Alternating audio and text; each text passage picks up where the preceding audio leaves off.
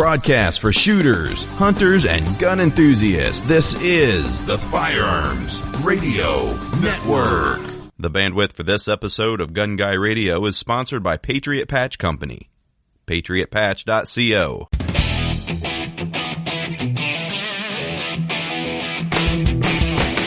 Welcome to episode 267 of Gun Guy Radio. I'm your host, Jake, with co-host Zach. We talk about guns, prepping, homesteading, cars, trucks, and so much more. Everything a gun guy is into. This episode is brought to you by Patriot Patch Company. Well, Zach, I kind of lost my voice here. And it was tax you in Illinois. They just take something. They couldn't take your money anymore, so they just took your voice. They took my voice. Yeah, I had a trip back to Illinois here, and it wasn't. I lost it before the trip, so I couldn't even scream at the kids in the back seat. It was terrible. Huh, well, you need that in the Suburban with it being so long, too. I know, you can't reach the little, you-know-whats. That's why you gotta enlist the oldest ones to smack the younger ones. Right. You know, it's like you're starting a wave at a sporting event. Yeah, pretty much. So, I mean, they slap. They slap them. You don't have to start a smack with or slap with them. It just starts. Well, how was your Illinois trip? So it was. I'm glad I'm home. It was good to see family and everything. It was a quick trip, but we got sick earlier that week before we went, and we just went for a long weekend. It sucks being sick leading up to a trip, and then I lost my voice and everything, and it's still not all the way back, but.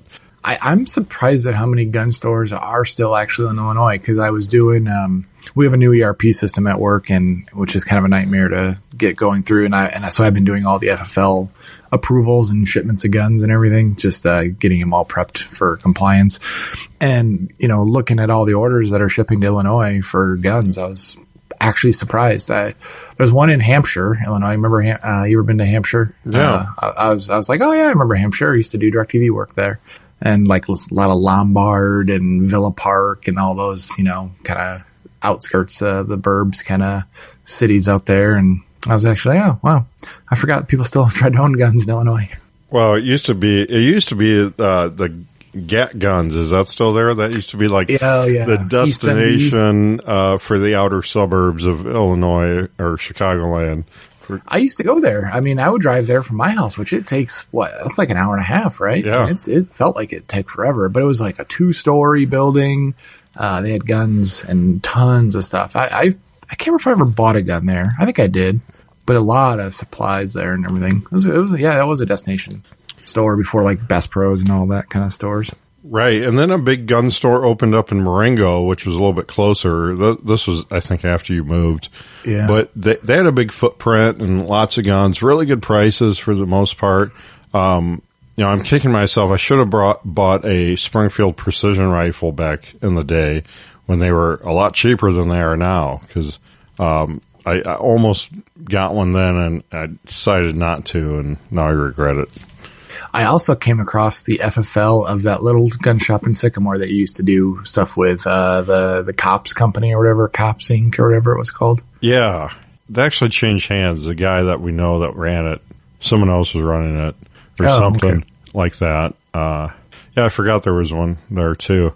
There's a lot of gun owners in Illinois. There's a lot of gun owners in New York and California. I mean, when you look at when I used to look at the stats for the Firearms Radio Network, you could break it down per state.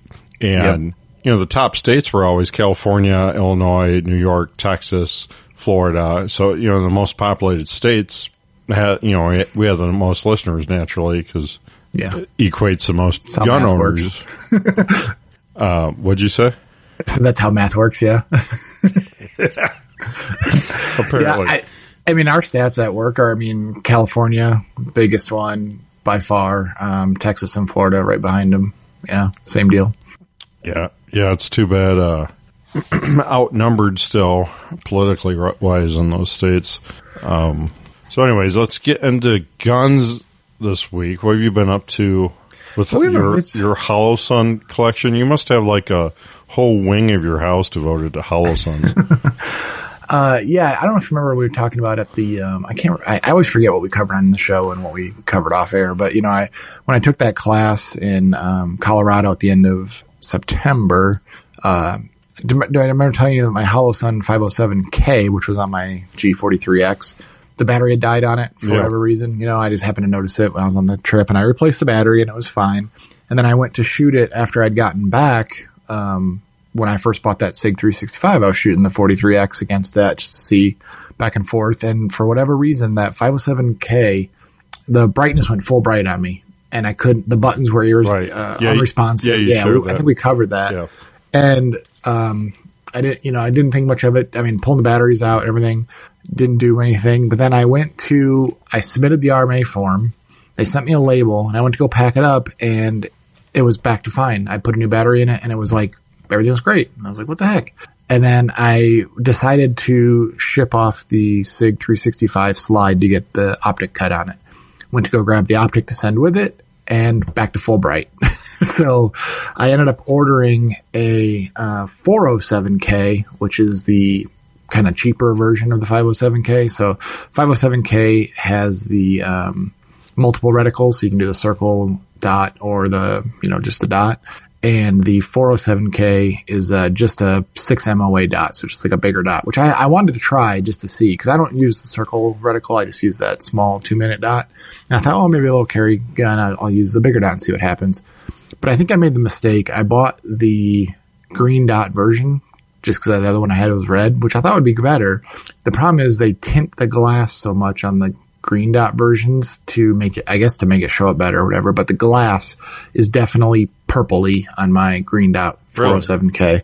Yeah, I don't like it at all. So I'm just going to kind of move that one down the line of the guns that I don't like as much. So I'm still waiting on the Holosun RMA replacement optic, but so I'll use this 407K in the meantime. But I just thought it was weird. I've got one, we're tied now. I've got one RMR that went back to Trijicon for repair, and I've got one Holosun, and Trijicon, to their credit, got it back faster to me. I mean, I was there and back quick.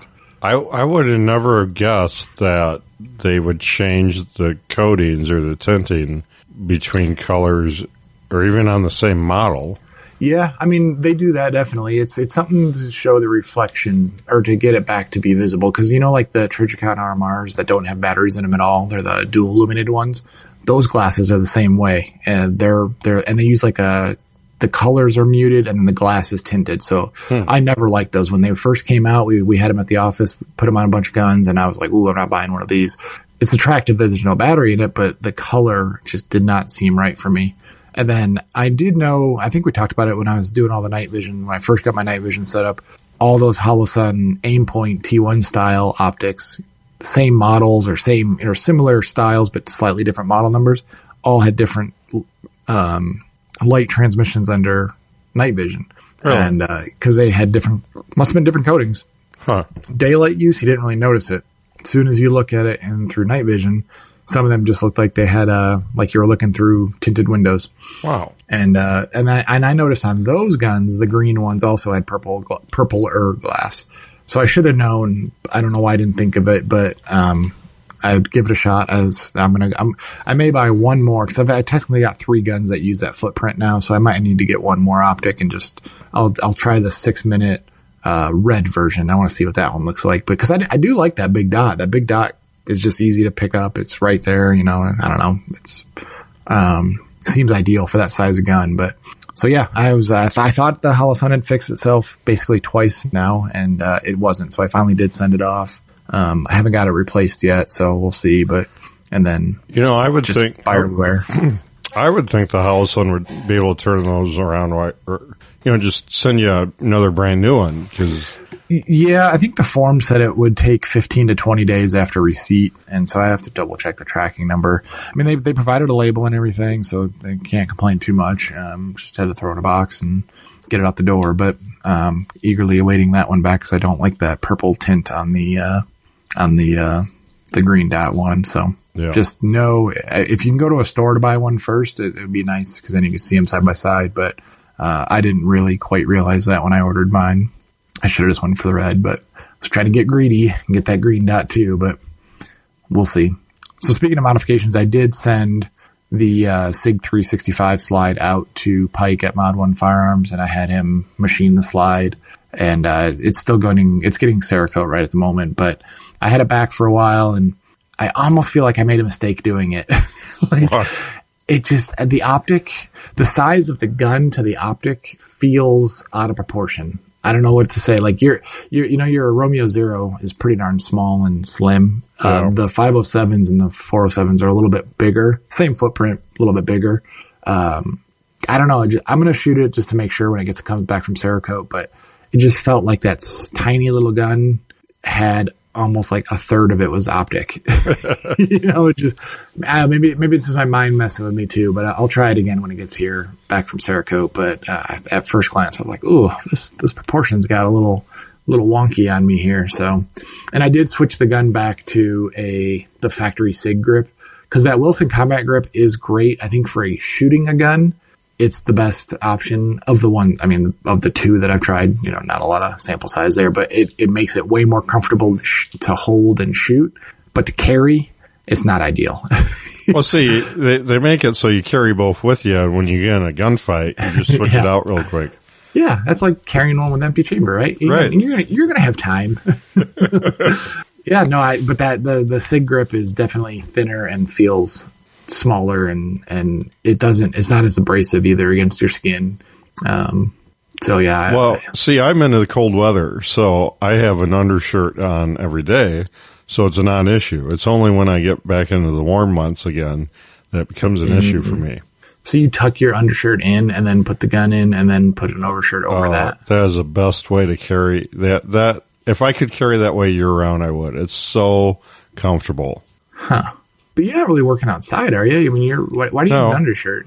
Because it's just more comfortable wearing an undershirt and carrying. I do it as much as possible until it gets too hot to do it. Interesting.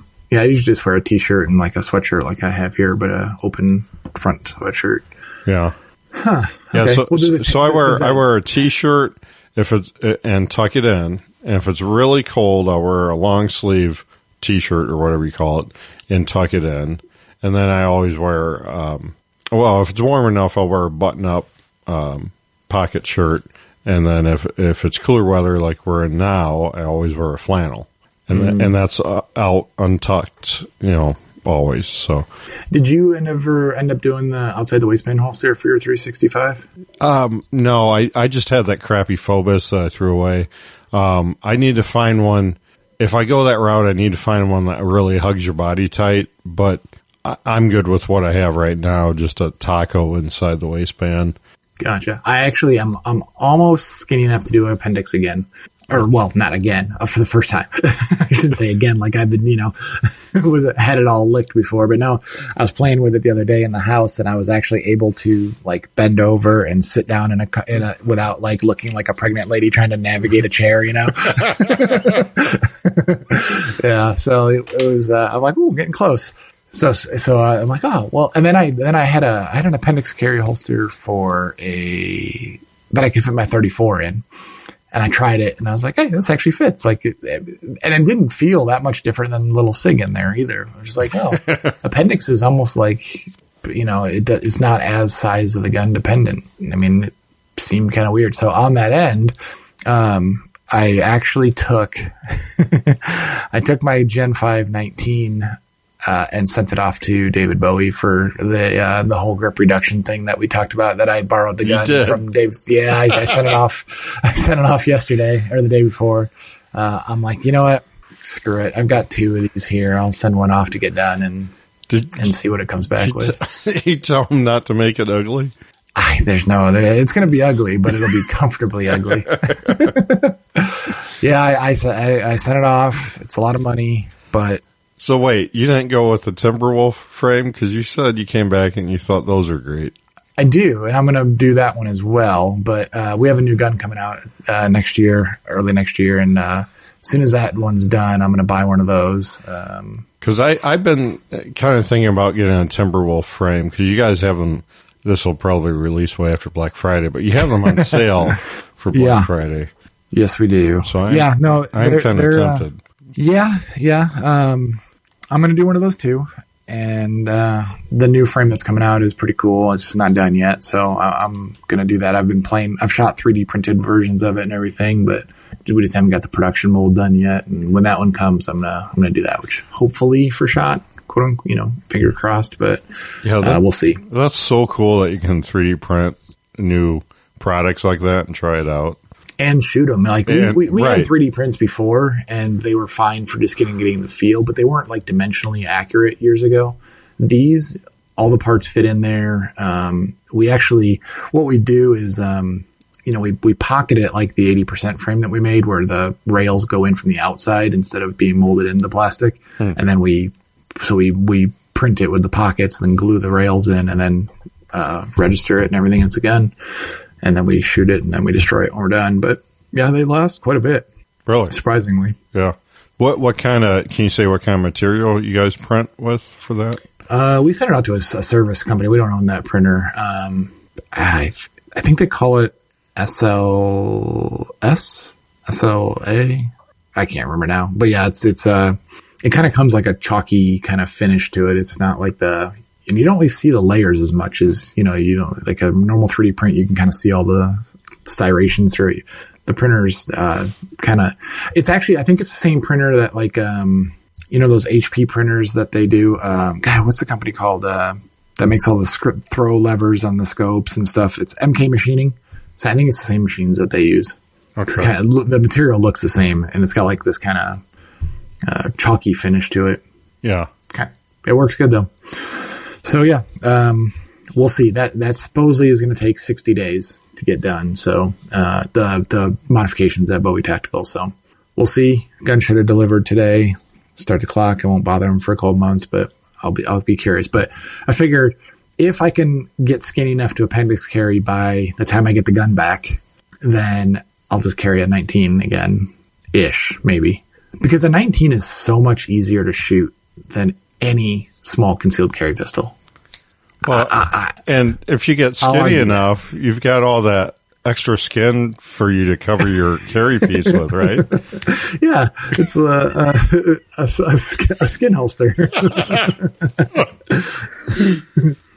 See, I just keep my fat pants too, and then they're already sized for the gun. Right. See, I don't need a downsized pants anymore.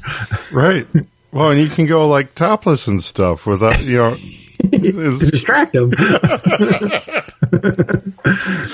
I'm going to tell people my scars got bullet holes. Right. I got 5 holes around my stomach, and something. Oh yeah, that's where I got shot. They didn't get me though. Yeah. So that's what I've been doing. We'll see, what happens. Yeah. Okay. So, I have been on lookout for another carry gun. I'm thinking about maybe trying a Smith & Wesson out. Gonna get that new equalizer? Boy, they got some weird stuff out, don't they? I don't know how they do it. They churn out stuff all the time, and it's like, I don't know where they came up with the naming for the stuff, like the equalizer. That just seems interesting. So what are you going to get with the Smith? A regular M&P? So really the last time I shot, like at SHOT Show and NRA, I've shot, the Shields and some of the newer, more compact Smith & Wessons. But like the last time I really shot a Smith & Wesson, like they only had the M&P out at that time. The Shield wasn't out yet, and the other stuff wasn't out yet. So I really haven't, explored that world. So I need to go hold some, at the store and figure out just the feel of them. And like, I don't know, the price points of some of those are like the same as a SIG though. So I'm like, oh, really? Yeah, I'm like, they're not, I used to think, Smith & Wesson was one of the cheaper options, but, really they're right up there with SIG on some of the models. So there's that. Yeah. I was going to sell my M&P compact, and then I just looked at it. I'm like, this is too nice to sell. I don't shoot it that much, but it's just too nice to sell because it's got that Apex match fit, gunsmith fit barrel and their trigger in it. And the trigger pull is so light and so short that it's hard to compare against some other guns. The one store does have the Shield, 2.0, I think, Performance Center version on sale for like $100 off. Which kind of Shield? Yeah, it's a Shield though. So I don't know if that would really help me. I don't know if I love the shield shape as much as a regular. Yeah, I'll have to kind of see what's out there. And like, so, we're like a week away from Black Friday. And so far I haven't seen any really killer deals on any of the carry type market that I'm looking for. Yeah, I was looking at gun.deals today and I saw some of the like Bass Pro and Cabela's were showing their Black Friday ads are soon here. So yeah, I mean, I've seen deals on like Heritage Rough Riders and Arms or Rock Island 1911s and, and then a lot of the no-name ARs that you wouldn't really want. Yeah, I was kind of hoping for some ammo sales, but I think the ammo market might still be it seems like ammo is still hot and way too expensive. Like it's still like twice per round what I last bought it for the, the cases I bought before all this craziness. It's still about double the cost per round. Yeah. I was looking at the shields. I think those have fiber optic sights on them, right? That's the one. This is the ported ones with the fiber optic sights on them. The Performance Center, yeah. Yeah. I don't think they do anything different for the triggers, if I remember right. I think it's just the porting and the sights. We have a couple in our R&D cage that we use for our Smith & Wesson shield barrel testing, but I didn't think they felt that much different. The only thing I don't like about the shield, at least the ones I've held, are the difference, the thinness of the grip to how deep the grip is front to back. It just felt weird in my hand. Like it was too thin for how deep it was. So it felt like it was deeper, like front to back? Yeah, front to back strap was deep. That's what I'm looking for though, so I got a place for my thumbs, because that's my issue with the SIG. So it might be perfect for you then. Yeah. That's why you just gotta put your hand on one and try it, I guess. To me, it just felt like, like holding a bar of soap, where it's kind of pointed on the ends and you don't want to drop the soap. Your soap gun. Yeah. Well, speaking of ridiculous guns, you said you got this weird one, right? Apologize for my cough and stuff. I'm still getting my voice back, and now I've got like a tickle in my throat, so you guys will have to bear with me. So I got this cute little mini third scale Glock 17 that is like built like a real Glock 17. It has a mag release. It has little fake bullets that in a working magazine with a spring in it. The magazine's even put together like a real Glock magazine. And then the gun has, it holds back with the slide release, and then you can put the magazine in it, and it chambers around when you release the slide and everything, and the trigger pulls and like the pins and everything are in the right spot for the frame. And it's like they took a real Glock and scaled it down to a 1/3 scale for the most part. I mean, the barrel isn't drilled all the way through. There's no firing pin, but like even the back plate comes off like a real black back plate and everything, and it even ejects around. I don't know if you saw that come out. Yeah. And it chambers the next round. Can you take the slide off and everything like a regular Glock? I need like another person to help me. I think you might be able to. What's the point of this? Like, what is it? Is it just for fun? It's like a little model toy gun that is just like the real thing, only smaller, right? And it even comes with a little holster and everything. Oh, it's a Serpa too. I'm going to shoot your leg off. Yeah. So I didn't buy this. So I get customer returns from Amazon all the time. And sometimes the customers don't return the same things they bought.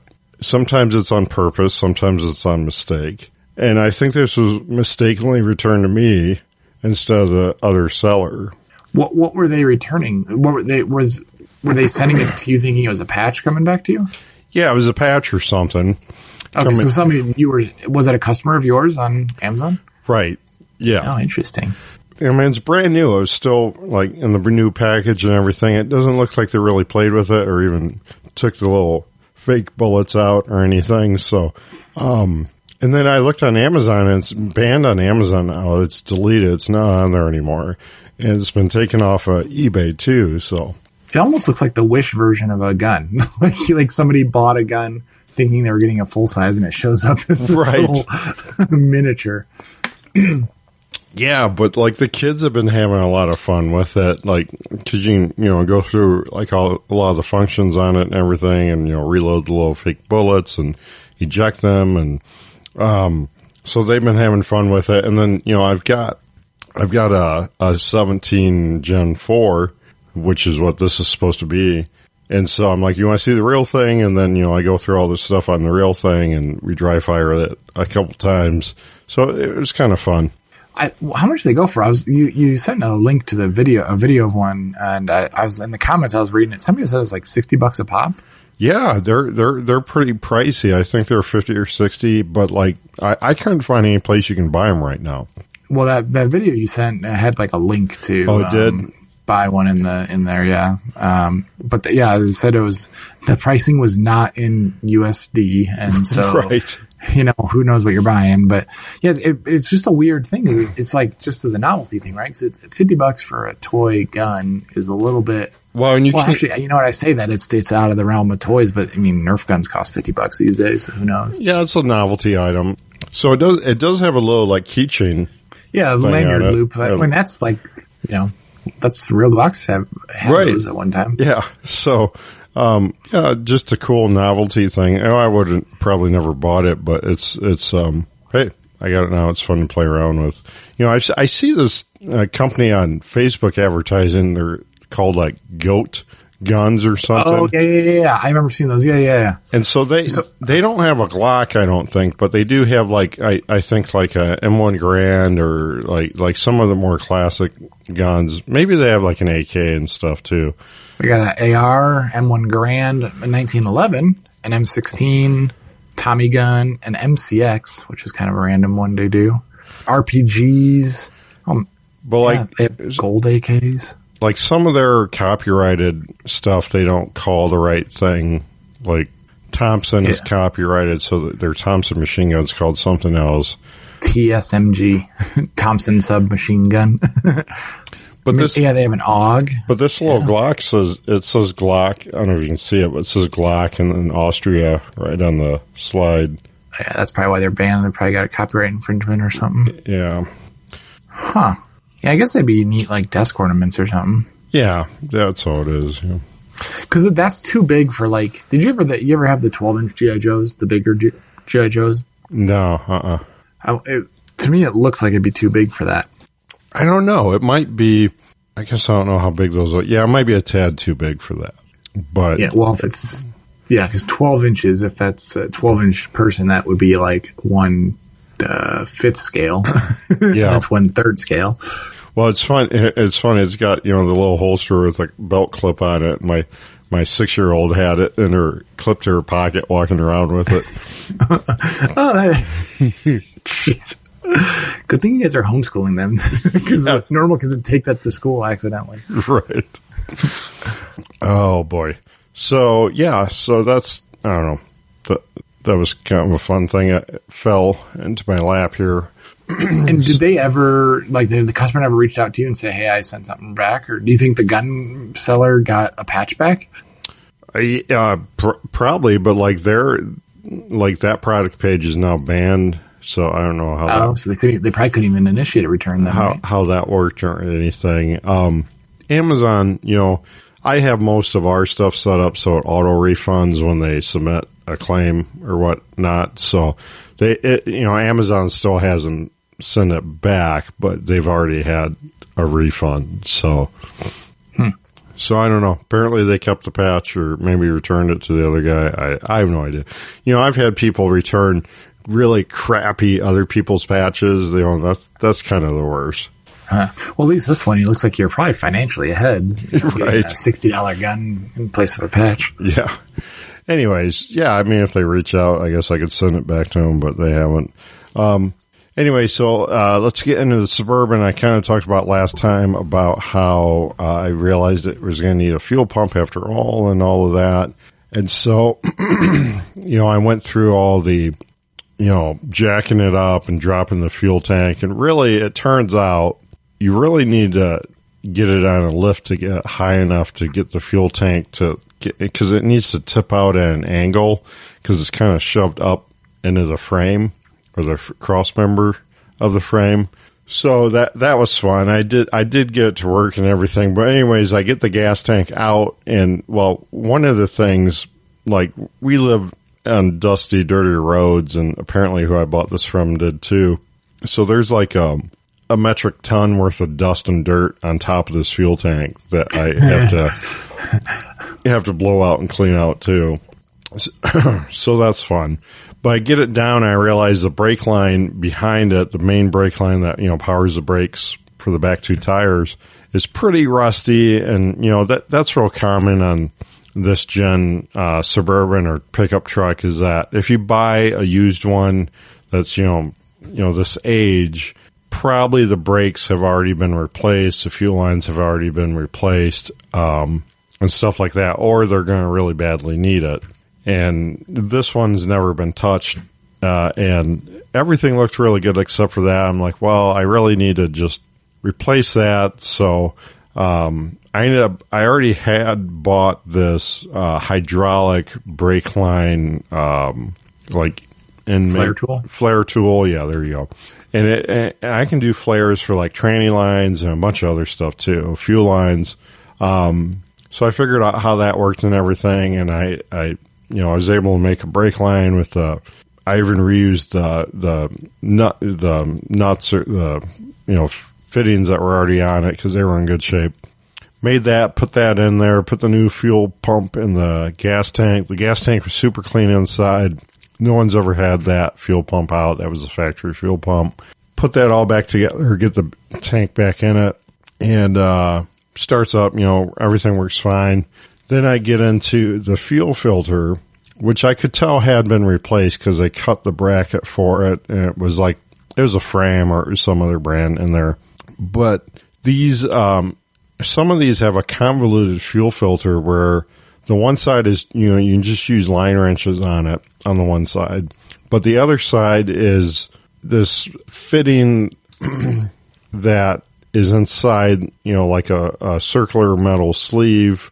And so you got to slide a tool into it and everything. Yeah. And it's like a collar that you have to stick in there and then release it from the inside, right? Yeah. So I had 3 different collar kits or whatnot. None of them would fit. I'm like, what am I? GM? That seems like that'd be the most universal one. Right. I'm like, what is going on here? And so I finally Googled and YouTubed a while, and I figured out that there's a special collar, 3-piece collar fitting just for this GM application. Very specific.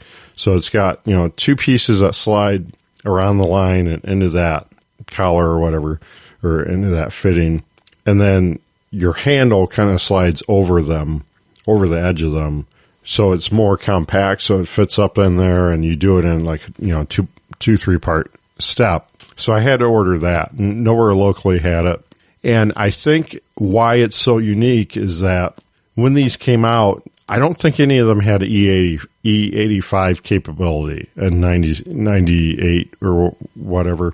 And they added that in 2000, 2001. And when they added that, they had to add in the computer system to sample the gasoline and sample how much ethanol or alcohol is in that gasoline. And when they did that, they're like, where can we put this contraption?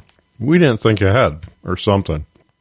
And they're like, we'll put it right here, right after the fuel filter, and we'll change the end of the fuel filter and do this craptacular fitting on it for whatever reason and take up more space so you can't really change the fuel filter.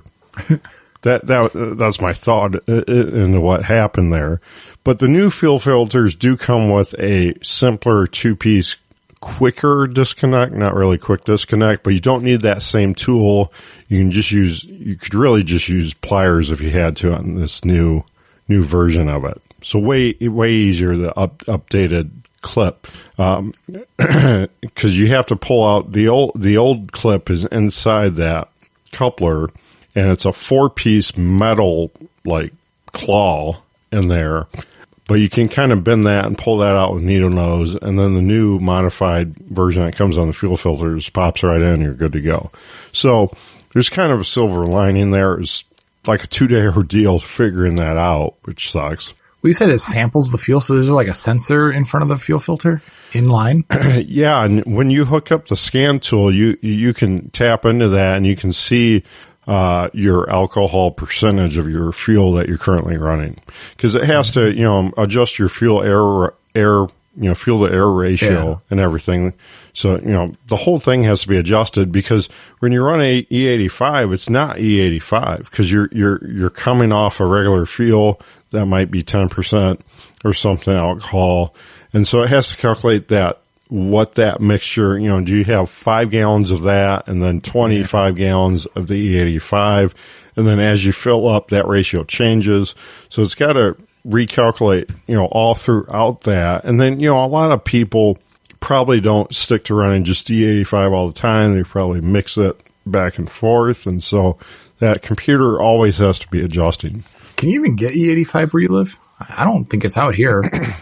I've heard that it's not on either of the coasts, which... Well, it's made by corn, right? So as far as the cornfields everywhere here. It is really everywhere here. It's everywhere in Illinois too. Well, it made sense in Illinois because, that's corn country, but...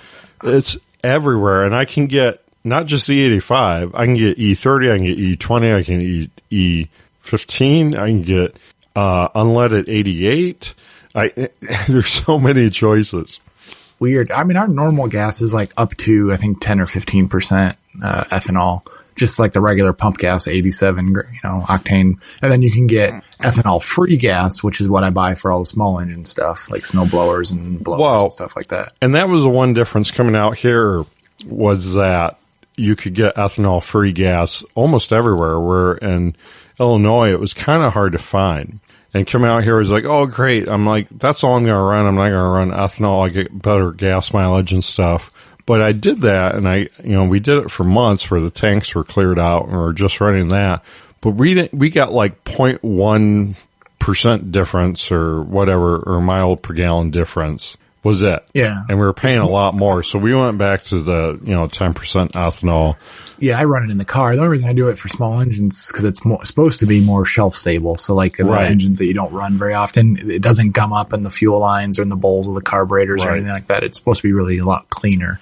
So that's the only reason I do it. Well, and that's when I run, and all the equipment here is non-ethanol.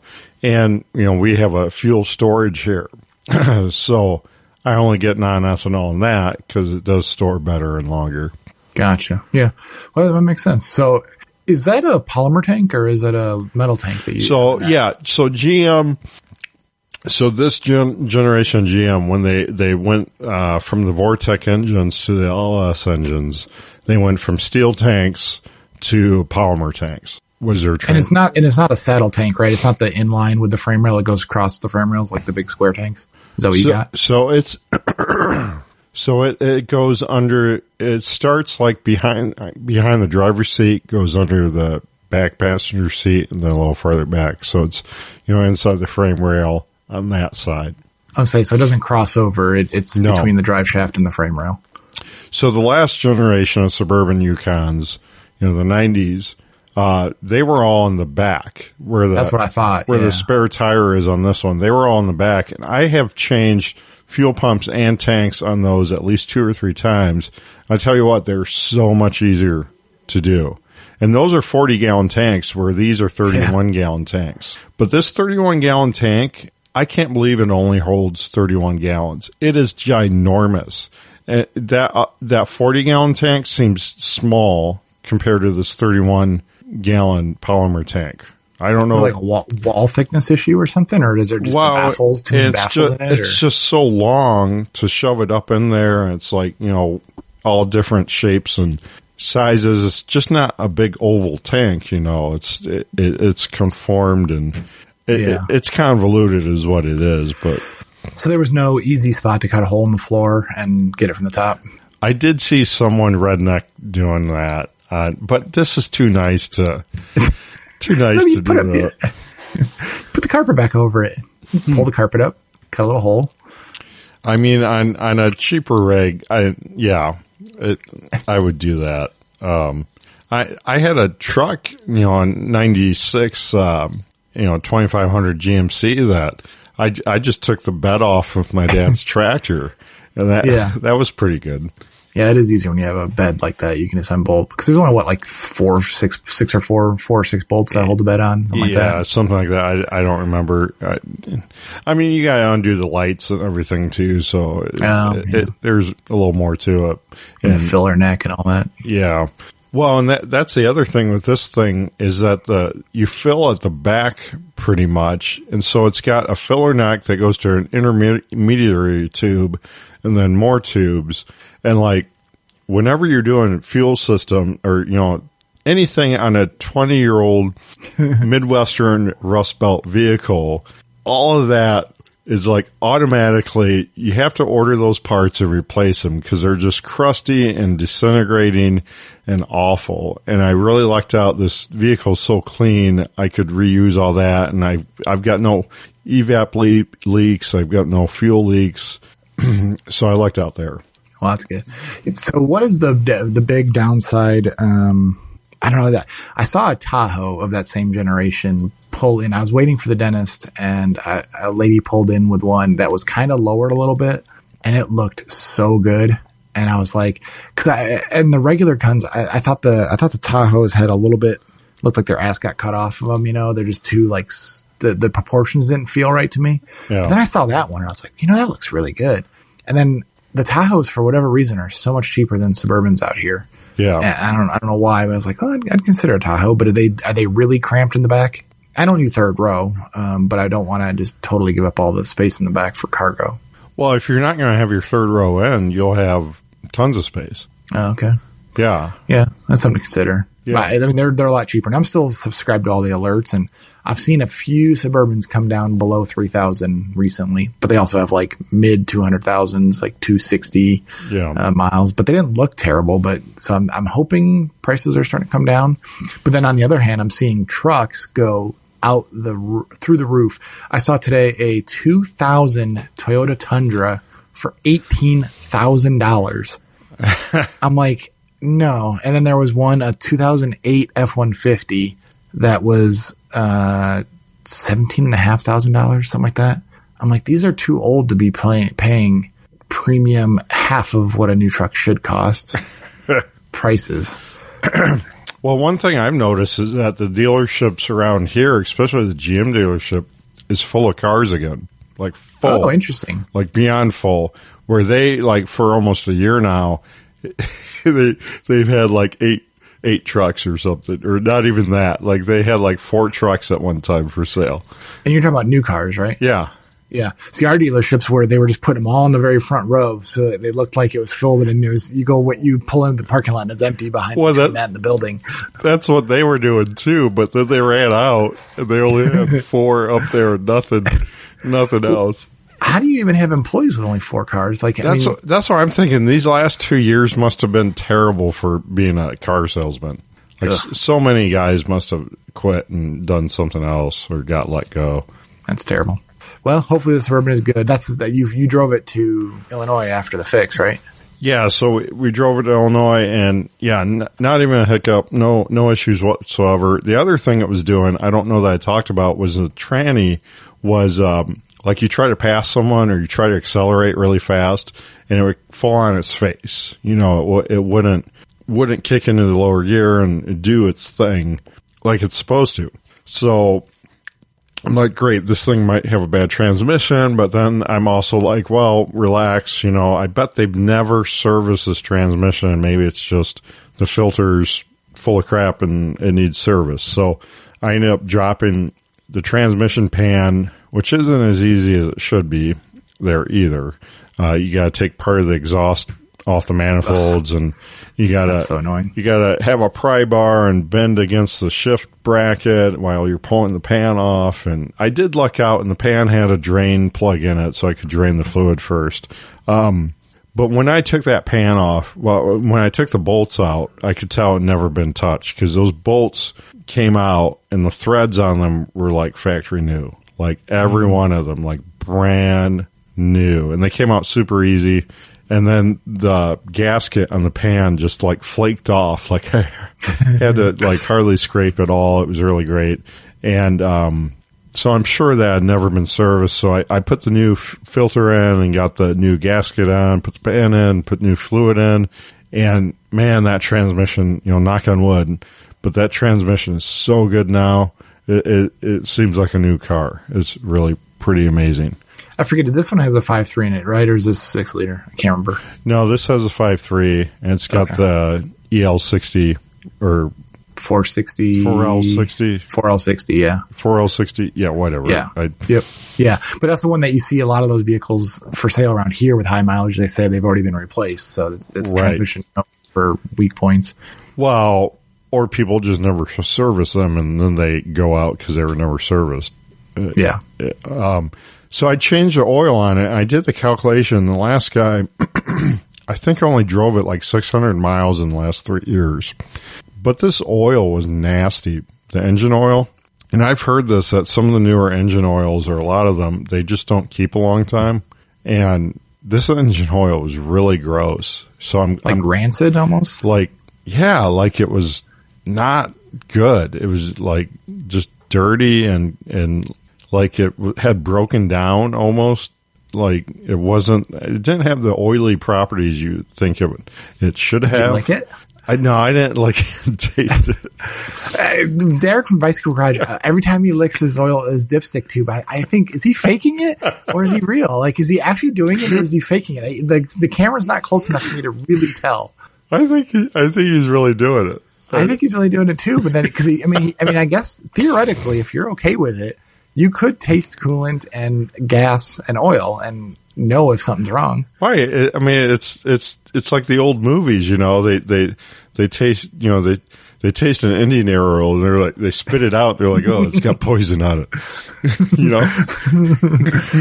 Yeah. It's kind of poison. Yeah. Well, that's good. And so you put new oil in and you think you'll be all good for a while? Yeah. Yeah. Hopefully, I put the right oil in. No more, figuring out what oil makes my oil pressure better and stuff. So that was nice. And I put a quart of the Lucas magical stuff in it too. Oh, yeah. The snake oil. Yeah. Yeah. Are you doing the dinosaur oils, the dinosaur juice that Vice Grip puts in it? No. I put the full synthetic. I think I put Mobile One full synthetic, which is kind of my go-to oil, but man, oil's really gone up in price too. It's like some of it's $10 more a jug than it was, a year ago. So that's fun. Anyways, it is what it is. So another quick update, Homestead Corner Chicken Barn. I finished the steel on the front of that. So that's all done. The chickies are a little bit warmer with this cold weather, hopefully. And yeah. So we might try running a light out there this time of year too to see if egg production comes up because there's less daylight and you can trick them by running a light on a timer. So we might do that. We'll see. Just a regular light, not a heat lamp or anything? You're not doing it for heat. You're doing it for just tricking them. Yeah. They're so that their daytime cycle is longer and everything. Cause, for those that don't know, the colder months also, come with less daylight. And so chickens will kind of go into like more of a survival mode. And so they'll produce sometimes a lot less eggs. Sometimes some of the hens will stop laying altogether. So, yeah. And that's when you just eat those chickens. Well, yeah, there's that too. Or a coyote got them. Yeah, they went to go live on a different farm. Oh, it ran away. It's so sad. Well, from all your stories, I think what you need to buy is a car lift. Oh, well, yeah, my biggest takeaway from working on this last time is it sucks working on the ground. I really.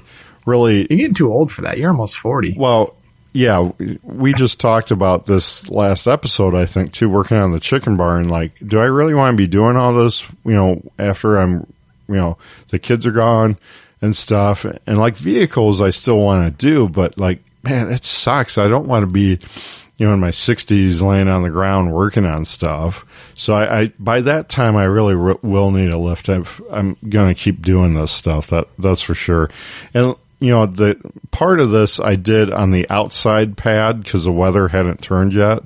And that was kind of a mistake because it wasn't until I got into it, but that outside concrete is so much rougher than the concrete inside. So it's like every time you scoot and move and have to climb out from under the vehicle, it's like a cheese grater. And I don't, in my younger age, I didn't really notice that because I worked outside at my parents' house all the time on vehicles, and it was really rough concrete back then too. But man, you get older and you really notice that. Yeah, I just don't want to ever have to work on it because I have to. I want to do it for recreation. Yeah. And it's a different tone when you have to get to work the next day and you're trying to fix something before you have to, drive it and hope it works. Yeah. You work from home, I guess, so it's a little easier on and you got 10 other cars that are half working that you can drive. Yeah, I try to work from home as much as possible. And yeah, now we have all the backup vehicles and everything. So is that what you're calling them now, is backup vehicles? Well, we've got, the primary Suburban, then we got a van, a Yukon, then I guess a Power Stroke, and then, you still have the diesel Rivieras or whatever? Yeah, it doesn't like winter. And then you have some Chevy Loves at some point? Well, I've got my cool CRV, but it's sprung a gas leak, so I gotta fix that. Oh, hey, another gas-related problem to deal with. At least that tank's probably like 10 gallons or something. Yeah. Anyways, Patriot Patch Company makes this episode possible. Check out the Patch of the Month Club. Unique patch, sticker, and artwork every month to your mailbox. Also have some cool new designs. My personal favorite, not a Fed, says not a Fed. So you wear this when you are visiting your internet friends in real life so that they know you're not a Fed. PatriotPatch.co. Also, check out Ryan Cross over at Hunter Design. If you need any artwork, website design, Ryan Cross, Hunter Design. Don't forget to reach out to us at gunguyradio@gmail.com and check out all the other awesome shows here on the Firearms Radio Network. Thank you, Zach. Thanks. We'll see you next time. Jinx.